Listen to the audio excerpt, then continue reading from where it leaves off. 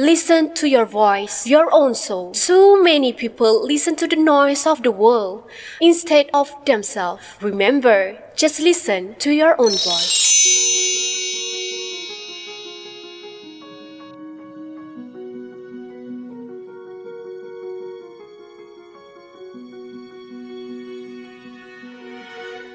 Kita akan masuk pada sesi pertama. Yang terhormat, saya akan panggilkan Bapak moderator kita, Bapak Roy A.S. Yusuf, agar bisa menempatkan diri pada tempat yang sudah disediakan. Pasti bosnya ya. Ya. Tepuk tangan sekali lagi yang meriah untuk Bapak Roy. Dan narasumber kita yang pertama, yang terhormat Bapak Andreas Char. Kami persilakan untuk Bapak bisa berdiri, bisa menempatkan diri di tempat yang sudah disediakan. Selamat malam yang kami hormati Pak Char, Pak Andreas Char. Ini kali kedua kita bertemu, dan di 2018 Pak Char juga hadir di tengah-tengah beliau. Yang kami hormati Suster Ketua MPK kami, Suster Christine. Yang kami hormati tim inti Romo Kali, Bu Susi, MPK Bogor, inti MPK Bogor. Yang kami hormati para suster, Bruder, Romo, juga tak lupa Romo Anggi yang sudah memimpin misa dan sekaligus hadir di tengah-tengah kita. Pada para ketua yayasan, Bapak Ibu, Bruder sekalian, sekali lagi terima kasih untuk hadirannya. 2 tahun 7 bulan saya hitung di tempat yang sama. Awal 5 Maret 2020 kita ketemu di sini, duduk di sini, bersama di sini mengadakan pemilihan.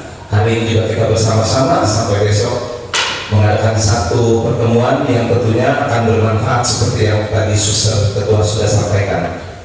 2 tahun 7 bulan kita dilanda segala hal yang tidak kita bayangkan di dunia pendidikan. Kita pusing, kita stres. Puji Tuhan itu sudah berlalu. Meskipun sampai hari ini dampaknya kita rasakan. Hari ini di tengah-tengah kita undang Pak Andreas Char. Terakhir kita ketemu Pak Char yang tadi saya katakan 2018 di Ciawi. Pak Char menyampaikan perihal tata kelola LPK Yayasan yang berkaitan dengan dunia digital dan sains dari pengalaman beliau.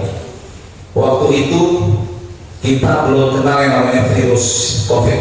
Kita nggak bisa bayangkan apa yang Pak Char sampaikan saat itu. Tata kelola sepertinya seandainya ini terjadi di dunia pendidikan, ada COVID, kita sudah siap. Tetapi puji Tuhan itu seperti dituntun Tuhan ya Pak Char ya.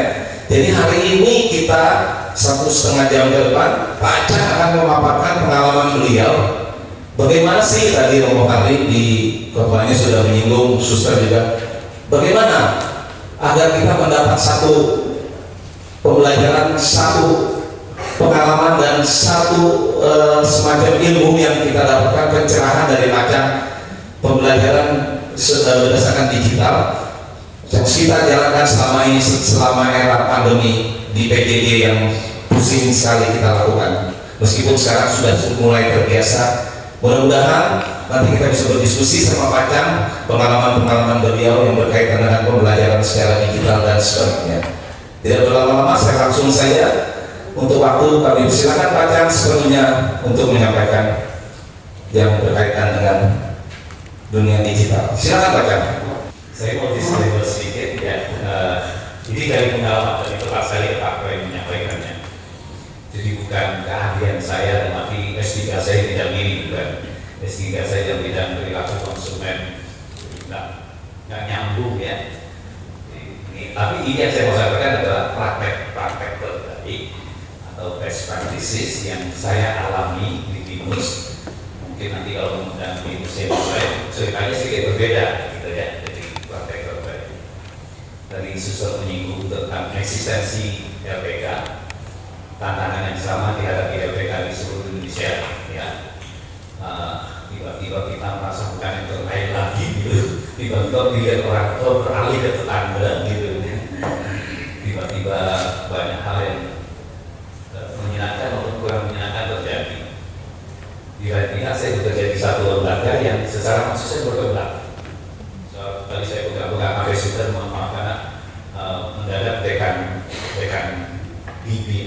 BIMSMP namanya, Binus Business School Master Program.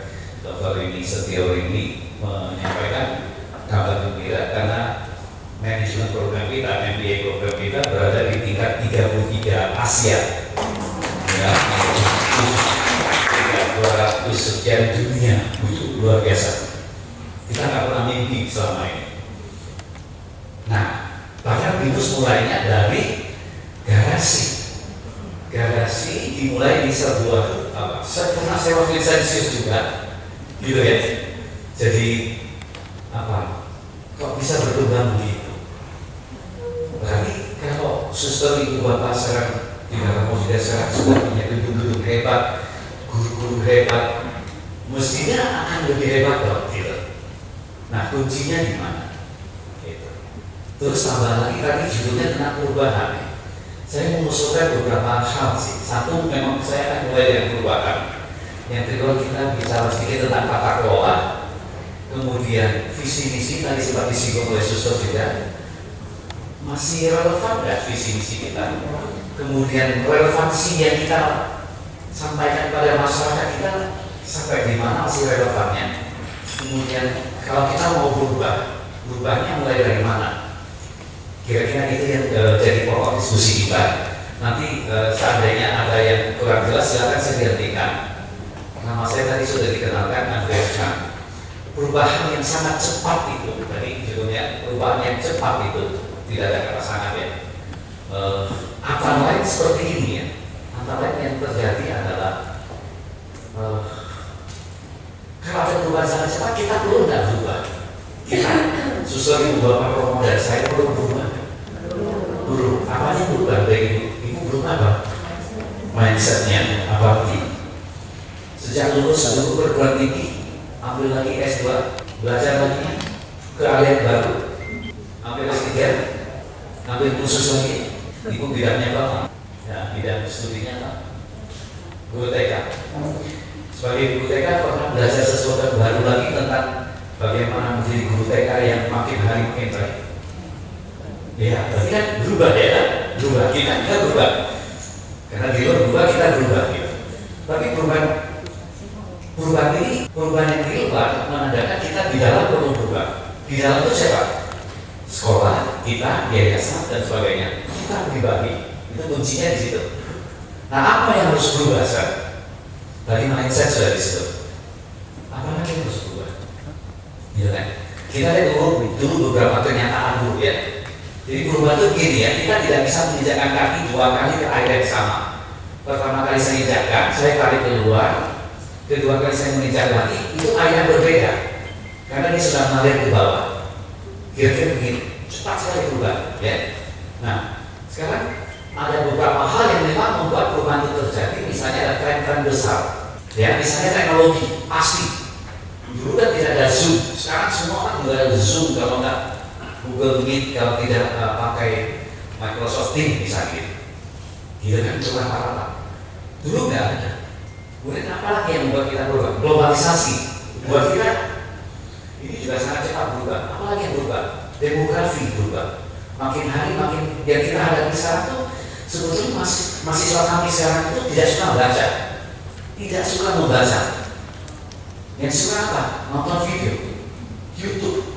Jadi otak mereka itu kalau di scan masih berbeda dengan otak saya. Otak bagian visinya itu, penglihatannya itu akan berkembang lebih rumit dari saya. Gitu. Karena waktu baru lahir saja, mamanya sudah video, sudah foto kan gitu. Kita langsung cekrek gitu kan. Begitu melahirkan anak pertama, itu termasuk baru ada detik videonya sudah masuk ke situ lagi kan. Jadi itulah mereka.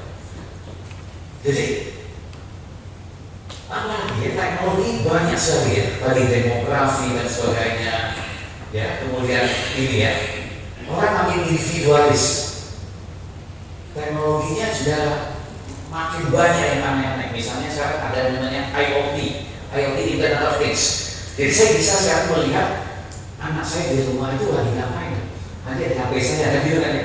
Saya juga bisa melihat menurut saya pasar ya, hidupkan lampu, hidupkan AC dari sini gitu. Itu Internet of Things. Belum lagi kita bicara teknologi yang lain. Nah, ini kita bagaimana di sekolah? Apa yang mau kita adopsi? Utang publik dan sebagainya, ya perubahan iklim, kita didiknya ada perubahan iklim itu. Ya, kita didiknya ada pada siswa kita. Makin hari makin panas, akibat banyak hal. Ya. Kemudian perubahan itu juga kita lihat ya, penduduk dunia sebentar lagi akan 10 miliar. Apa maknanya bagi pendidikan kita sekarang? Kalau 10 miliar, di Asia sendiri berapa miliar kita lihat? 5 miliar di Asia sendiri. Dari India dan China saja sudah 2 miliar, 2,3 ditambah kita, 2,4. Apa artinya bagi kita di dunia pendidikan? Apalagi yang berubah? Data. Dulu kita pakai disket, ada yang mengalami disket? Nah, mengalami pakai kaset? Masih tahu hubungan kaset dan pensil? Oh, betul ya. Ya, yang lahir setelah itu nggak tahu lagi kan gitu ya. Tapi sebentar lagi bukan lagi gigabyte tapi terabyte bicaranya kan di sana udah tera. Jadi kebutuhan akan itu juga makin berkembang. Nanti sekolah kita harus siap-siap juga dengan penyimpanan. Ya. Apalagi yang berubah? Ini perubahan cepat ini sebenarnya 1000 CA. Ya, yang sangat volatil tidak pasti ya. Sangat bergoncang begitu ya, tidak pasti, uncertain, kemudian kompleks sekali, kemudian ambigu, nggak jelas. Artinya apa? Artinya ini yang sedang kita alami. Karena apa? Sekolah-sekolah yang bagus tiba-tiba adalah saingan. Pesaingnya minus siapa? Bukan hanya UI, UGM, ITB, bukan ini, tapi juga khusus-khususnya tidak punya gedung, khusus-khususnya tidak punya dosen bahkan. Pesaingnya dosen siapa? Google, ya kan? Dan ada satu dosen namanya Jill Watson. Jill Watson itu di sebuah universitas di Amerika. Kita mau tanya apa aja dengan dia nggak pernah marah. Tanya 100 kali juga hal yang sama dia nggak marah. Karena dia komputer, menjelaskannya sangat jelas. Ditanya bertubi-tubi hal yang sama nggak marah. Coba ibu mau tanya 3 kali hal yang sama. Ya kan? Kalau zaman saya kecil dulu, campur banyak kan gitu ya.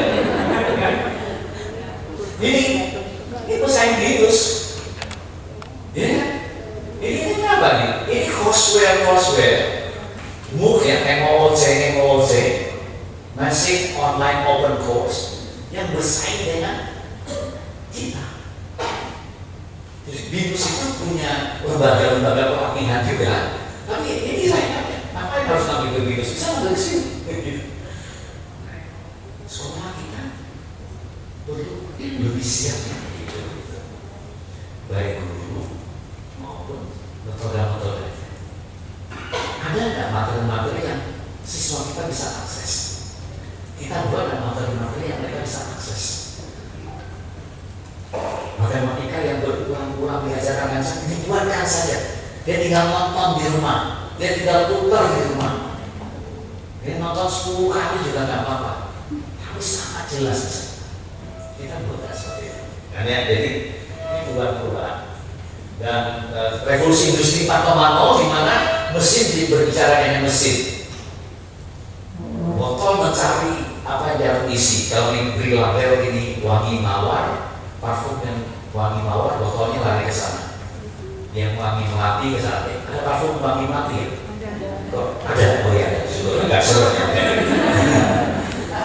Bagi intinya, mereka mencari sendiri. Kalau seandainya nanti bagian pemasaran itu sudah stop dulu, pemasarannya sudah jenuh nih, stop, maka mesin akan stop. Gitu kan? Jadi mesin akan bicara. Nah, kita sudah punya labnya di Windows ya. Sudah punya lab. Nah ini rasakan 5,0. Pasal 1,0 itu kan berburu dan istilahnya apa?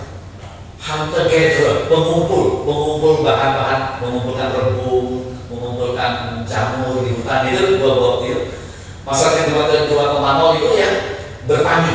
Masyarakat 3,0 itu sudah mulai industrialisasi. Pasal 4,0 sekarang kita di sini. Jepang selesaikan yang 5,0, di mana manusia sangat dibantu dengan teknologi.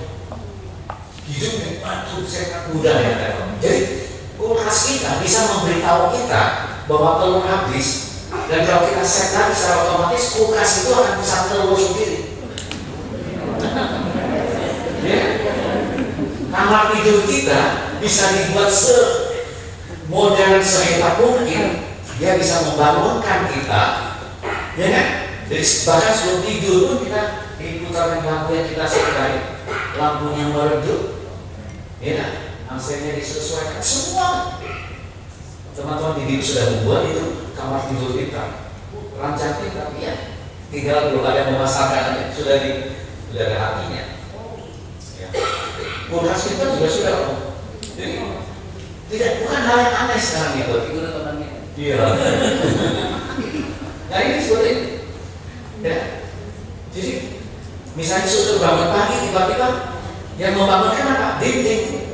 Pagi suster sudah jaga doa. Suster kalau tidak cepat 5 menit lagi ya gitu. Ya kan bisa gitu kan? Bangun cuma dikit doang. Yang bangun kan dinding kan gitu ya. Dinding tapi tadi ya misalnya sudah ada makan. Kalau maaf saya mau makan di bapak.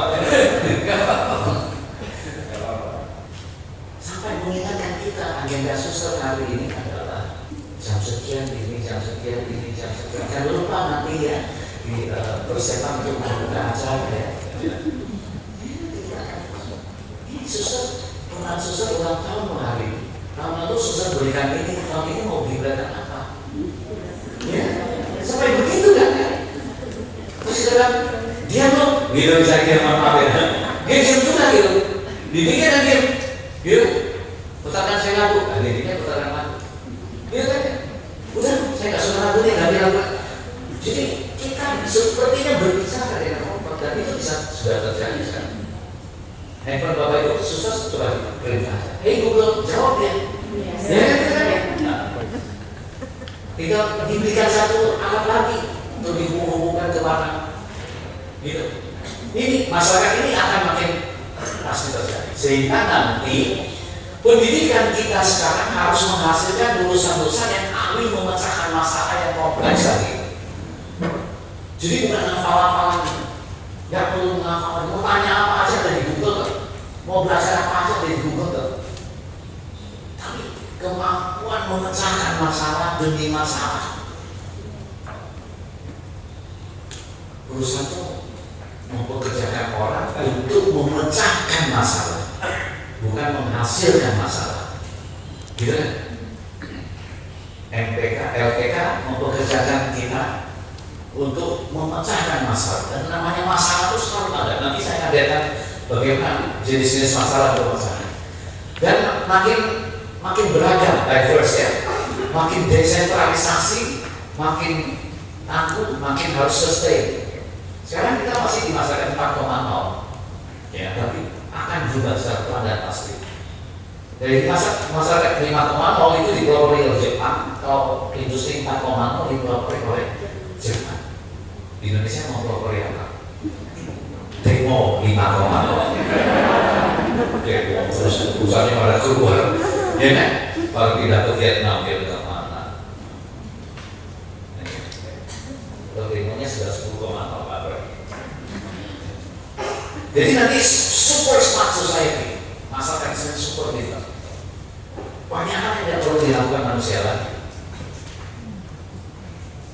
Saya pernah membaca sebuah buku. Jadi suster dan ibu bapak di HP saya itu ada ratusan buah buku.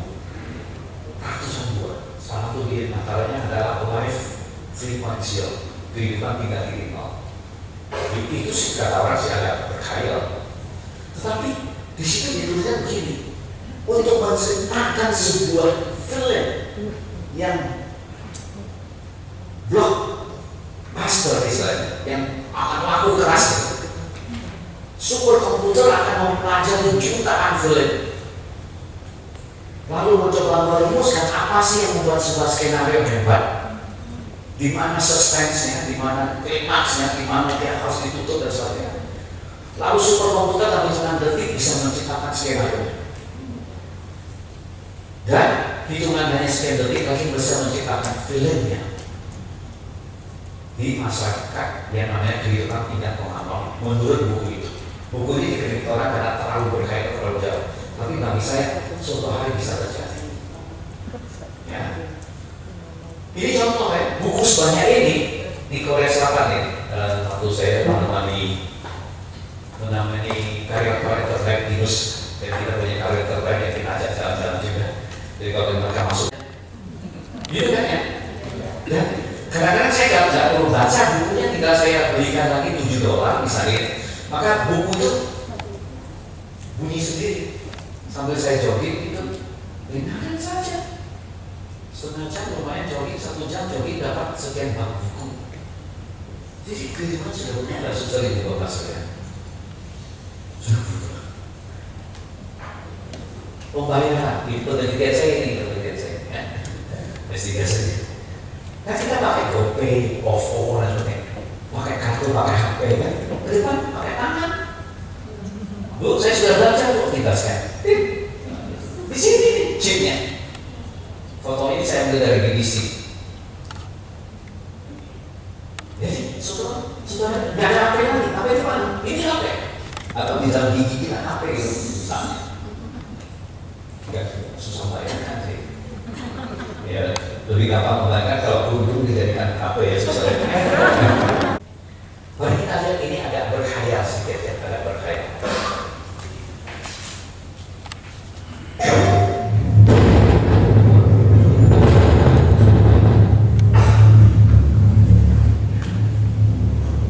For starters, what should I call you? I'm Chloe. And you, what's your name? Oh, John. My name's John. Delighted to meet you, John. Could you tell us a little about yourself and what you can do, Chloe? Of course. I'm the first personal assistant built by Cyberknife. I take care of most everyday tasks like cooking, housework, or managing your appointments, for example. And I understand you're the first android to pass the Turing test. Could you tell us a little more about that? I really didn't do much, I just spoke with a few humans to see if they could tell the difference between me and a real person. It was a really interesting experience. But this is the first time in history that man has created a machine more intelligent than himself. I gather your brain can perform several billion operations per second, is that right? Absolutely, but I only exist thanks to the intelligence of the humans who designed me. And that is something I could never have. Really? And what's that? A soul. Chloe ini adalah android. Android itu adalah boneka yang punya kemampuan mirip manusia. Di kalimat terakhirnya menakutkan. Ya, dia tidak bisa punya jiwa. Itu saja dia tidak bisa punya. Menakutkan itu kalau dia bisa punya jiwa itu. Iya kan ya? Menakutkan saya. Tapi ini hanya khayal ya, maaf ya, belum kenyataan. Ini adalah sebuah game. Saya ambil dari sebuah game. Khayalan masih. Tapi nanti 2075, 2100 sekian ya, atau 2200 nanti kita coba buktikan sama-sama nanti kalau ketemu lagi di sana ya. Maksud saya ke arah sini sudah kan orang sudah berpikir makin hari makin. Ini kan pengantaran barang melalui drone ya. Sudah di Australia, untuk pengantaran obat di Afrika, di Inggris, di Indonesia belum bisa karena drone-nya nggak akan kembali. Masih jauh ya. AI, tadi saya cerita Jill Watson, dosennya dari mana? Dari Georgia Tech University. Ditanya apapun yang akan marah, karena dia komputer. Itu bersaing kita di masa depan. Apalagi bukan? Ini otomasi ya. Otomasi 2018 masih banyak nih mengandalkan manusia. Ya, ini kan. Masih banyak nih manusia, makin sedikit nih peran manusia yang hitam ini, makin banyak nih peran mesin, gitu kan? Jadi artinya apa? Karena inilah kita makin akan pasti. Tadi perubahannya, masih lagi perubahan. Ini konsumen kita, orang tua siswa sendiri berubah. Dulu orang tua titipkan kepada kita, putra putrinya, pokoknya pendidikan karakternya bagus, sekolah apa jaminan, sudah selesai. Ya, jauh-jauh pun mereka susah payah bayar mahal bayar. Sekarang enggak. Harapan mereka apa? Bahasa Inggris harus bagus, matematika harus bagus. Kalau bisa bahasa Mandarin, komputer harus bagus. Itu kan harapannya. Apalagi? Tanya saja pada mereka. 10 tahun lagi saya tanya, berubah lagi. Harapan konsumen itu selalu berubah. Pertama dulu handphone pintar, O2 kalau pernah punya, wah sudah masa hebat. Sekarang kalau dikasih itu, saya masih punya sih di rumah. Sekarang dikasih itu, udah tahu orang handphone itu masuk, macam-macam bisa belajar. Kamera sudah ada, mengukur suhu, mengukur ini, mengukur itu. Jadi sebuah handphone yang dulu hebat di tahun 10 tahun yang lalu saja dengan sekarang sudah berubah. 5 tahun yang lalu dengan sekarang hebatnya sudah biasa. Sekolah juga biasa. Sekolah kita dulu hebat, sekarang hebat. Kalau sekarang sudah tidak hebat, apa yang harus kita lakukan sehingga hebat? Sehingga nanti pertanyaan dari siswa, eksistensi LPK menjadi terjawab. Jadi kita masih bisa di tingkat eksistensi karena kita melakukan jawaban pasti sah, harus kita bisa. Artinya harus eksis karena kita ditugaskan untuk mewartakan kabar gembira. Harus eksis. Windows tidak pernah memakai jargon-jargon menggalami, menjadi terang, tidak pernah. Tapi kami pakai jargon mendidik dan memberdayakan Nusantara. Betul, sama. Ya, mendidik dan menerangi baru rasanya lebih sederhana. Dan kami lakukan dengan serius. Ya. Nah ini kita lihat ya. Ini adalah perubahan dari LPK yang putih ini. Linear ya, berubah. Syukur-syukur naik begini ya. Ada LPK mungkin turun ya, LPK. Ya. Tapi perubahan konsumen yang ini, mohon maaf kalau kurang jelas, eksponensial ya. Jadi kalau kita berubah, perusahaan berubah, virus berubah itu secara linear, pelan-pelan. Ini dia harapan konsumen makin hari makin hebat. Jadi bagaimana kita harus berubah dengan tidak hanya cepat belum tentu baik, tetapi harus betul-betul bisa meyakini yang saya layani itu maunya apa sih mereka, keinginan mereka apa sih. Nah makin jelas begini ya. Tapi nanti kalau itu saya nggak akan jawab ya Bapak ya. Nah ini coba lihat, gapnya makin lebar, harapan konsumen makin macam-macam. Pertanyaan kita adalah LPK kita tahu nggak apa harapan dari orang tua, apa harapan dari masyarakat. Sekarang, sekian tahun lagi, kita harus terus mendengarkan mereka, sehingga kita tahu persis yang kita berikan ini adalah yang mereka harapkan, dan kalau bisa melampaui yang mereka harapkan. Saya ulangi, yang kita berikan harus sesuai dengan harapan. Dan kalau bisa melampaui yang mereka harapkan. Apa harapan orang tua pada Binus? Anaknya lulus, mendapat pekerjaan yang baik. Bagaimana kita melampaui? Gajinya harus bagus. Gitu kan? Diterima di perusahaan multinasional. Yang kita lakukan karakternya harus bagus. Gitu ya, Bapak Ibu ya. Jadi jangan takut dengan perubahan, tapi kita juga harus. Nah, kalau perubahan yang terjadi ini di luar lebih cepat dari kita, maka sudah pasti kita berada di mana? Ya, kita ditinggalkan. Handphone hebat Nokia, O2 dan saya sebut tadi, Siemens dan sebagainya, karena nggak ada lagi di pasar, karena nggak bisa BlackBerry, nggak bisa lagi memenuhi harapan konsumen.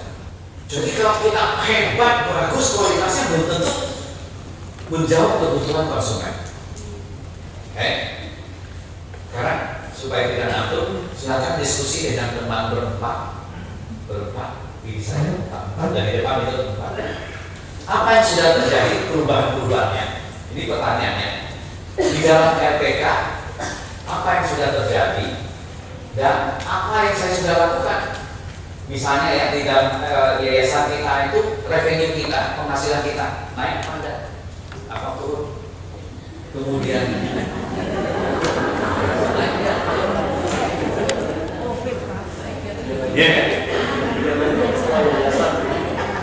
apa yang sudah saya lakukan? Turun nih apa yang sudah saya lakukan? Gitu kan ya? Naik nih apa yang sudah saya lakukan? Uangnya makin banyak nih, gitu kan? 2-3 hal saja, nggak usah banyak-banyak karena waktu kita sedikit. Silakan. Ya, silakan. Susah itu Pak.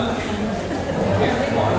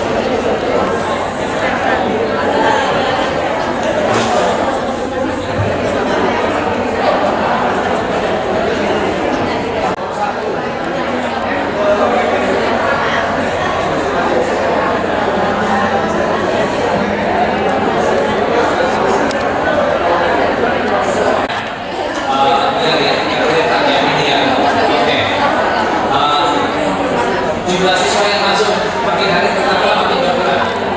Yang ketiga, jumlah siswa yang ada di sekolah makin hari sama atau berkurang. Ya, 3 hal itu aja ya. Penghasilan sekolah, jumlah siswa baru, dan jumlah siswa keseluruhan.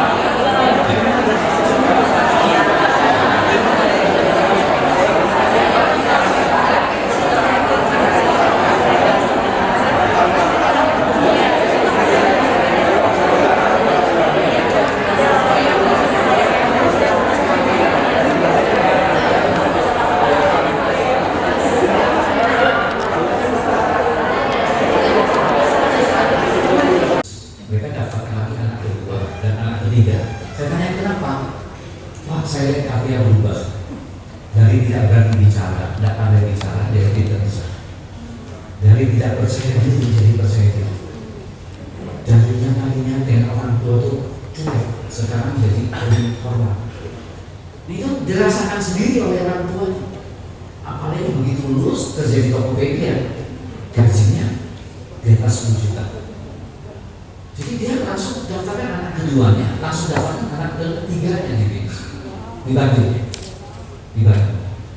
Artinya apa Bapak Ibu Saudara? Artinya itu harapan orang tua.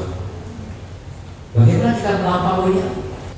Masih banyak cara untuk melampauinya. Yang dulu sudah harus berpikir lagi. Tapi setidaknya harapannya terpenuhi. Kalau harapannya terpenuhi, anak jadi sopan, jadi pintar, jadi hormat di rumah, pulang di rumah. Selesai dari TK-nya ibu, pulang dia bantu nyapu. Dia bantu cuci piring, dia cium tangan papa mamanya, bilang selamat sore Pak, terima kasih Papa sudah kerja. Sebelum makan dia yang bikin doa. Orang tua enggak, inilah anak saya, tenang saya titipkan pada ibu. Dia bantu saudara-saudaranya belajar. Inilah anak saya. Ya, betul ya? Bu ya, PR ya. Jumlah siswanya menurun, baik yang masuk baru maupun yang sekarang ada. Kita juga harus lakukan sesuatu. Kita tutupkan sekolahnya, kita gabungkan ke sekolahnya, atau dari yayasan berbeda saling kerjasama. Mungkin ada sekolah yang jumlah siswanya berlipat sampai tolak-tolak tutup-tutup itu. Kenapa nggak sarankan ke tetangga kita yang sekolah kita? Ya, di Jakarta itu ada ya kan? Sesama sekolah Katolik saling bersaing dengan ketat. Di mana Katolikan itu kalau gitu sudah. Wah, sebaiknya saya masuk BINUS yang mana ya? Semarang, Bandung, Malang, atau Jakarta ya? Jawaban saya cuma satu, sama semua. BINUS mana pun sama. Rektornya satu kok, Rektor Prabowo. Sistem penjaminan itu sama. Sama saya akan sekolah Katolik dan Katolik. Saya masuknya kemana ya? Sekolah ini, sekolah ini, sekolah ini. Jawaban kita kok sama kok, semuanya sekolah Katolik. Kita jamin kok pendidikan Arab. Kita jamin kok ini. Kan indah sekali. Itu karena masuk saya kira-kira. Saya lanjut ya. Jadi intinya gini, kita perlu membaca. Karena kita selalu masuk kali ini tambahan. Guru juga kan? Guru kita tanya kan? Guru puas kan bekerja di tempat kita? Mereka merasa lebih sejahtera, lebih bahagia. Kalau kurang, apa yang harus kita lakukan? Dulu saya mengajar di seminar yang saya lakukan adalah saya mendirikan koperasi. Sekarang menjadi CU Kredit Union Bonaventura. Di mana guru-guru bisa pinjam dari itu, bisa beli rumah, bisa beli sepeda motor. Bonaventura bersama dengan 42 CU yang lain sekarang membentuk sebuah koperasi kredit di tingkat sekundernya. Uang beredarnya 7,7 triliun. Bingung saat itu. Kayaknya kita mengubah. Romo Suster Bruder yang saya. Ibu bapak ini punya keluarga. Pikiran pertama, bagaimana menghidupi keluarga? Kalau mereka bisa menghidupi, tenang. Dan kerjanya tenang. Berbeda dengan biarawan-biarawan di mana ada yang memikirkan, ya, harus mikir kita. Adik saya kan promo, jadi saya tahu persis gimana. Nah, adik saya tidak di sana, promo. Dia sudah profesor duluan, saya masih kecil. Maksudnya apa? Lebih kita pikirkan kesejahteraan karyawan dengan serius. Kita rencanakan itu. Ya, jadi itu kepuasan terjadi, kepuasan terjadi. Itu Romo Suster Bapak Ibu dan Bruder Hidup sore-sore jam 7 masih banyak orang kerja. Kenapa? Karena mereka puas kerja itu sudah dengan terbaik.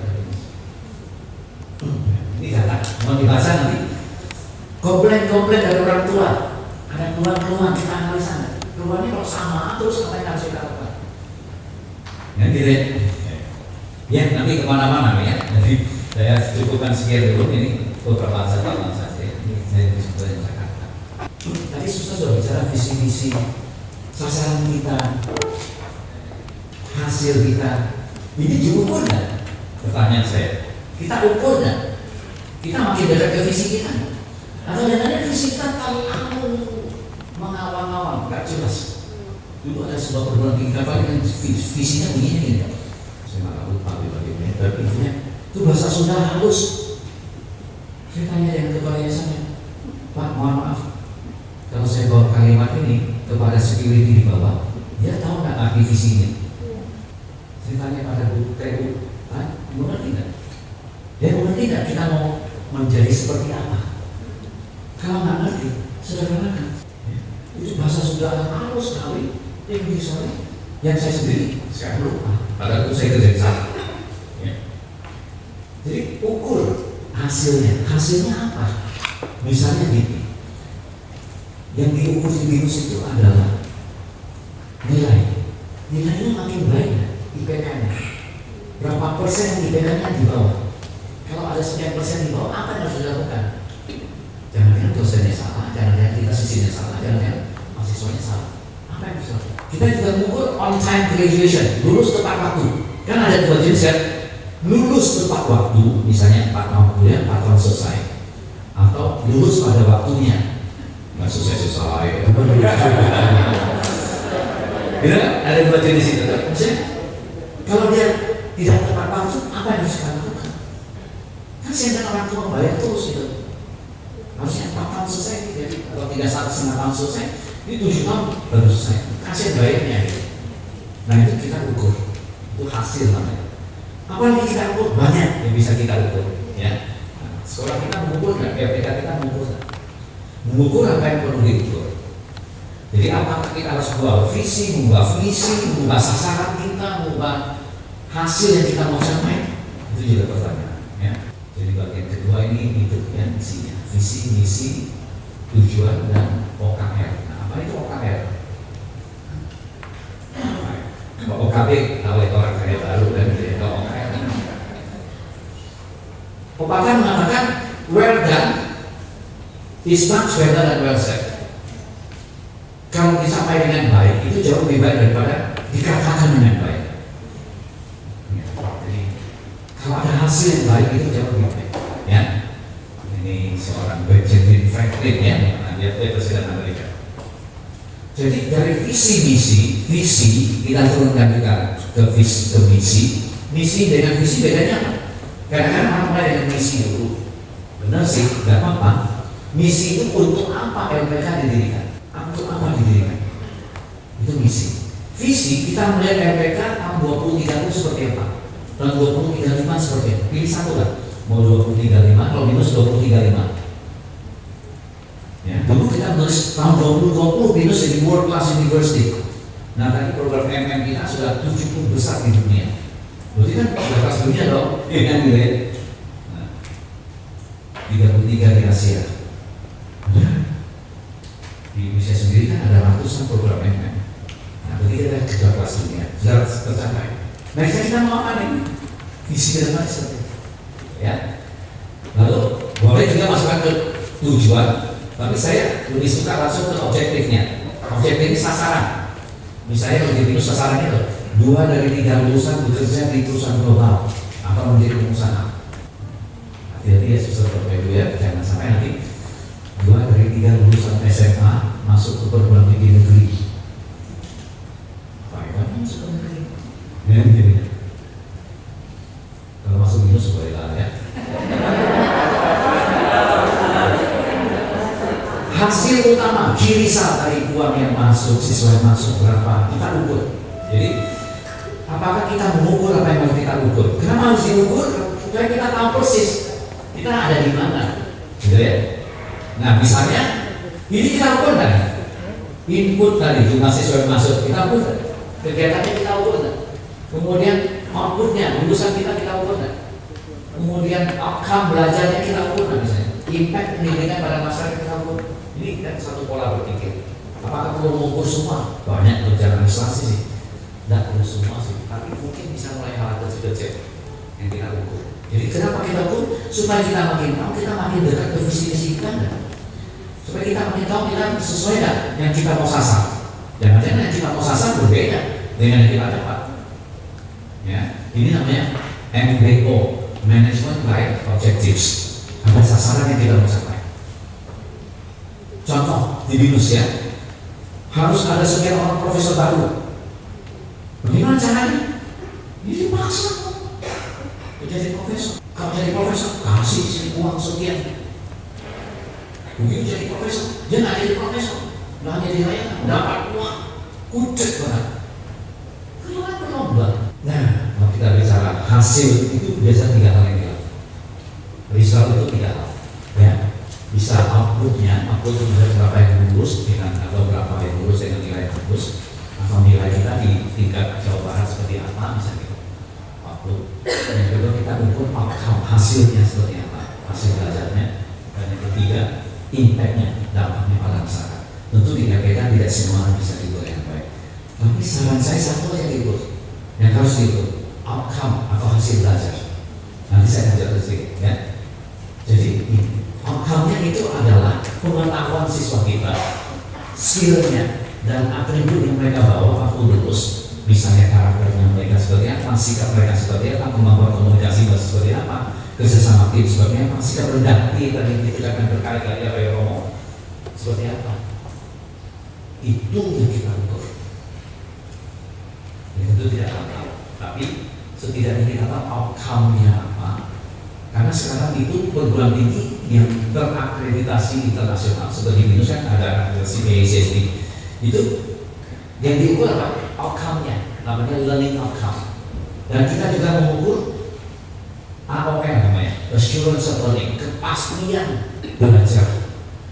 Jadi kalau kita tidak memakai AOL, yang pasti apa? Kepastian mengajar. Betul. pasti dosennya mengajar. Tapi pertanyaannya, apakah pasti siswanya, mahasiswanya belajar? Itu namanya assurance of learning.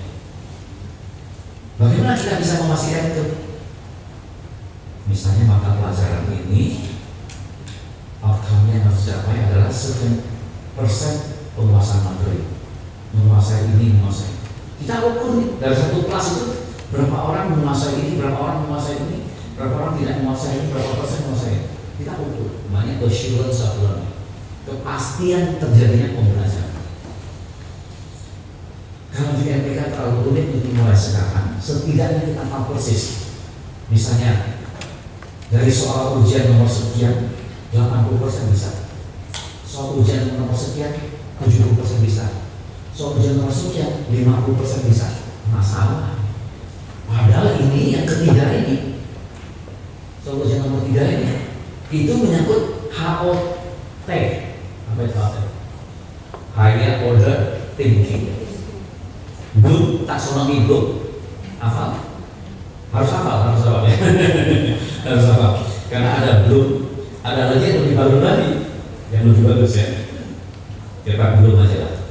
Bloom kan ada tahu, ingat, pada bisa menganalisa, sintesa, kan gitu kan? Higher order thinking kan terjadi di atas itu.